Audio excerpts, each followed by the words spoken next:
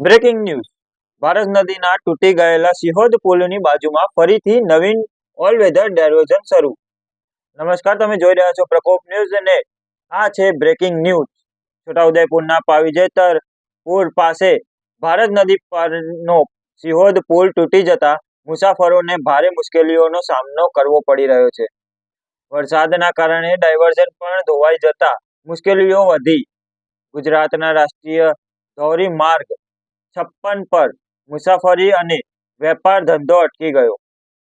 આર્થિક નુકસાન સાથે પ્રવાસીઓ અને વેપારીઓ માટે મુસાફરી મોંઘી અને મુશ્કેલ બની છે. મહત્વપૂર્ણ સમાચાર.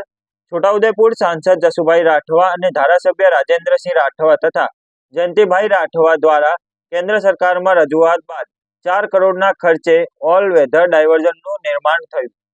હવે મુસાફરો માટે પાવીજેતર પુલ થી સીધો બોડેલી રસ્તો ખુલ્લો.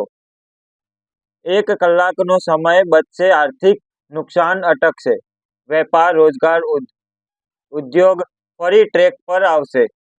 સ્થાનિક નાગરિકો અને વેપારીઓનો પ્રતિસાદ. હવે વડોદરા જવું સહેલું બન્યું છે. આ નિર્ણય માટે પ્રશાસન અને રાજકીય આગેવાનોનો આભાર. વધુ અપડેટ માટે જોડાયેલા રહો પ્રકોપ ન્યૂઝ સાથે. સંપાદક નટુભાઈ પરમાર, પ્રકોપ ન્યૂઝ, છોટાઉદેપુર.